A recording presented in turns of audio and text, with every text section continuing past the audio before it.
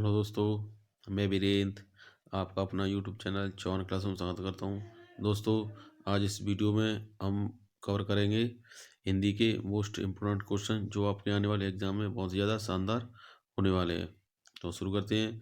पहला क्वेश्चन है, ब्रजभाषा का केंद्रीय क्षेत्र है ए मथुरा, बी वाराणसी, सी प्रयागराज, डी लखनऊ।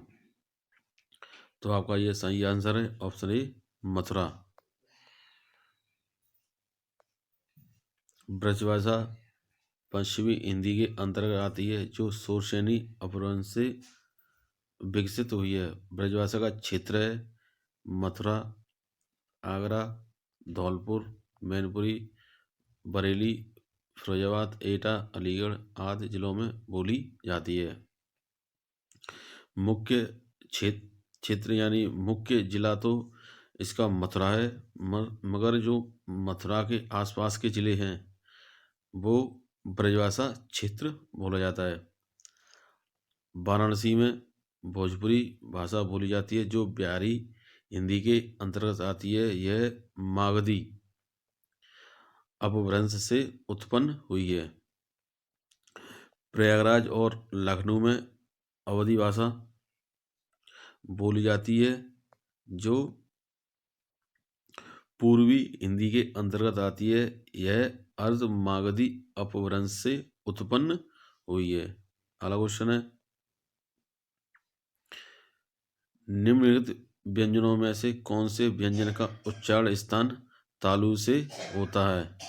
ए क, बी ढ, सी छ, डी म। तो आपका सही आंसर है ऑप्शन सी छ वर्ग का उच्चारण स्थान तालु से है। अगर अन्य व्यंजनों की बात करें तो ये आपके ये रहे क वर्ग में आपके क ख ग घ ढ, ये 5 व्यंजन आते हैं जो आपके कंठ से बोले जाते हैं।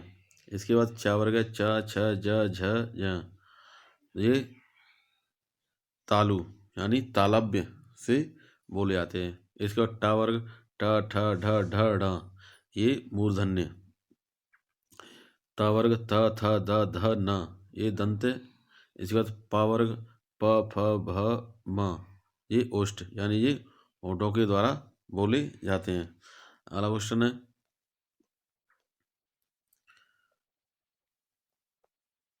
प्रमाण में कौन सा उपसर्ग है?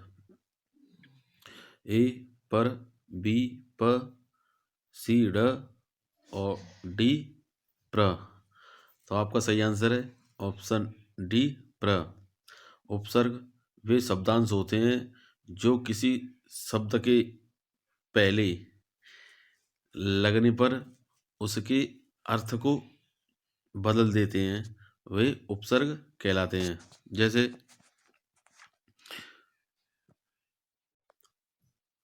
ख्यात, ख्यात है आपका शब्द है, इसके आगे प्र लग गया तो अब बन गया आपका प्रख्यात, के आगे प्र लग गया तो बनेगा प्रस्थान। अगला क्वेश्चन है,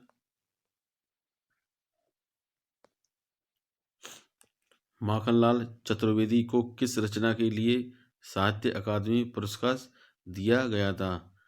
तो आपके 4 ऑप्शन ए है हिमतरंगिणी, बी समर्पण, सी युगचरण, डी माता। माखनलाल चतुर्वेदी को उनकी रचना हिमतरंगिणी के लिए साहित्य अकादमी पुरस्कार मिला था। माखनलाल चतुर्वेदी को सन 1955 में उनकी रचना हिमतरंगिणी को यह पुरस्कार मिला था। यह पुरस्कार सन 1955 से प्रत्येक वर्ष भारतीय भाषाओं की श्रेष्ठ रचनाओं को दिया जाता है। भारतीय संविधान की 8वीं अनुसूची में शामिल 22 भाषाओं के अतिरिक्त 2 और भाषा राजस्थानी और अंग्रेजी को शामिल करके 24 भाषाओं में दिया जाता है, जिसमें एक ताम्रपत्र और नगद राशि यानी वर्तमान समय में 50,000 रुपये प्रदान किया जाता है। माखनलाल चतुर्वेदी को 1955 में उनकी रचना हिमतरंगिणी को यह पुरस्कार मिला था और यह पुरस्कार सन 1955 से प्रत्येक वर्ष को भारतीय भाषाओं की श्रेष्ठ कृतियों में दिया जाता है। अगला क्वेश्चन है, जहाँ छंद में सभी चरण समान होते हैं उसे क्या कहा जाता है? ए मात्रिक छंद, बी अर्ध सममात्रिक छंद, सी सममात्रिक छंद, डी विषम मात्रिक छंद। तो आपका सही आंसर है ऑप्शन सी सममात्रिक छंद। जहाँ छंद में सभी चरण समान होते हैं वहाँ सममात्रिक छंद होता है। छंद के प्रमुख 4 भेद हैं, मात्रिक छंद, मुक्तक छंद, वर्णिक छंद और वर्णिक वृत्त छंद। मात्रिक छंद, जिस छंद में मात्रा की गणना की जाती है उसे मात्रिक छंद कहते हैं। मात्रिक छंद के 3 भेद हैं, सममात्रिक छंद, अर्ध सममात्रिक छंद और विषम मात्रिक छंद।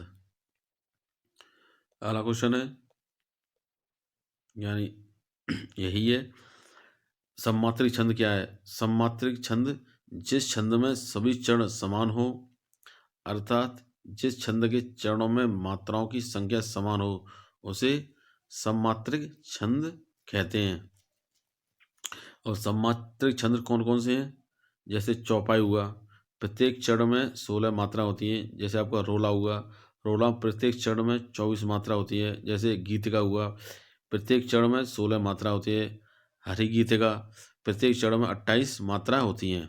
इसके बाद आपका है ये अर्ध सममात्रिक छंद, जिस छंद में पहला और तीसरा चरण तथा दूसरा और चौथा चरण समान हो उसे अर्ध सममात्रिक छंद कहते हैं। जैसे आपका हुआ दोहा, दोहा विषम चरण में 13 मात्राएं एवं सम चरण में 11 मात्राएं होती हैं। इसके बाद हुआ आपका सोरठा, सोरठा विषम चरण में 11 मात्राएं एवं सम चरण में 13 मात्राएं होती हैं। अब आ गया ये विषम मात्रिक छंद, जिस छंद में 2 से अधिक चरण समान न हो उसे विषम मात्रिक छंद कहते हैं।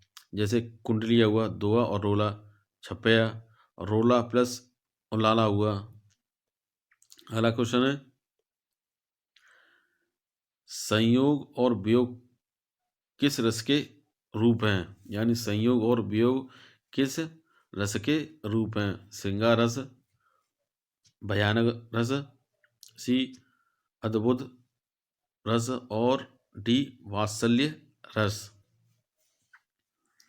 तो आपका सही आंसर है ऑप्शन ए श्रृंगार रस। श्रृंगार रस को रसराज या रसपति कहा जाता है।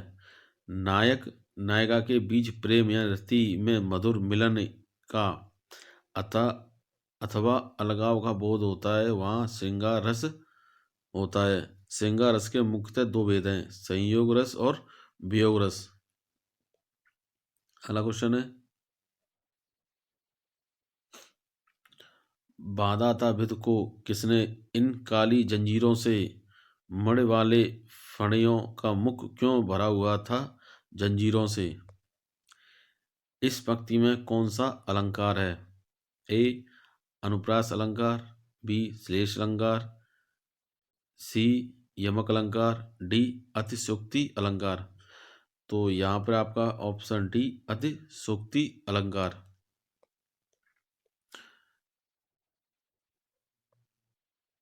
अतिशयोक्ति 2 शब्दों से मिलकर बना है, अतिशय प्लस उक्ति। अतिशय का अर्थ है बढ़ा चढ़ाकर और उक्ति का अर्थ है कथन। जहाँ किसी व्यक्ति या वस्तु का वर्णन अधिक बढ़ा चढ़ाकर किया जाए वहाँ अतिशयोक्ति अलंकार होता है। जैसे आगे नदियाँ पड़ी अपार, घोड़ा उतरे पार, राणा ने सोचा इस पार, तब तक चेतक था उस पार।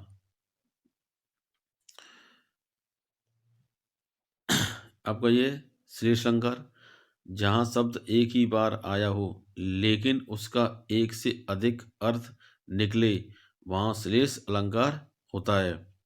जैसे चरण धर चिंता करत चितवन चारहु ओर, सुवरन को खोजत फिरत कवि व्यभिचारी चोर। यानी कवि के संदर्भ में सुवरन का अर्थ अच्छे शब्द से हुआ है और व्यभिचारी के संदर्भ में सुवरन का अर्थ सुंदर वर और चोर के संदर्भ में सुवर्ण का अर्थ है सोना। इसके बाद है यमक अलंकार। यमक अलंकार जहाँ कोई शब्द एक से अधिक बार आए और उसका अर्थ अलग अलग हो वहाँ यमक अलंकार होता है। कनक कनकते सौगुनी मादकता अधिकाय, वह खाए बौराए नर या पाए बौराए। एक कनक का अर्थ है धतूरा, दूसरे का अर्थ है सोना। यानी धतूरा खाने से पागल हो जाता है और अगर अधिक सोना मिलने से भी व्यक्ति पागल हो सकता है। अगला क्वेश्चन है सिंह, हाथी, सर्प, वानर, हरा रंग, मेढक किस शब्द के अनेकार्थी शब्द हैं? ए शिव, बी कपीस, सी हरि, डी पशु। तो आपका सही आंसर है ऑप्शन सी हरि। हरि के ये अनेकार्थी शब्द हैं सिंह, हाथी, सर्प, वानर, हरा रंग, मेढक। जैसे यहाँ पे हैं आपके पास हरि के अनेकार्थी शब्द हैं जैसे कामदेव, वानर, हाथी, मेढक, घोड़ा, सिंह, सर्प, इंद्र, सूर्य, हरा रंग, कोयल, हंस, यमराज, कृष्ण आदि शब्द हैं। अगला क्वेश्चन है अली और अली शब्द युग्म का सही अर्थ है? ए दसन और दर्शन, बी दमन दामन, सी कंधा हिस्सा, डी भौरा और सखी। तो आपका सही आंसर है ऑप्शन डी भौरा और सखी। होती है लेकिन शब्द युग्म वे शब्द होते हैं जो दिखने और बोलने में बहुत कम भिन्नता होती है लेकिन उनका अर्थ अलग अलग होता है। जैसे अनिल, अनिल माने होता है हवा और अनल माने होता है आग। देखने और बोलने में एक सेम शब्द लग रहे हैं उनका लेकिन उनका अर्थ अलग अलग है। एक है आपका आकर और एक है आपका आकार। आकर का अर्थ है खान और खजाना और आकार का अर्थ है आकृति। ऐसे ही आधे, आधे माने आधे, आधे माने मानसिक कष्ट और आधी माने आधा भाग। ऐसे ही आपका ये है अविराम, अविराम माने सुंदर होता है और अविराम माने होता है निरंतर। तो दोस्तों ये वीडियो कैसी लगी लाइक करें एंड शेयर करें, सब्सक्राइब करें। धन्यवाद।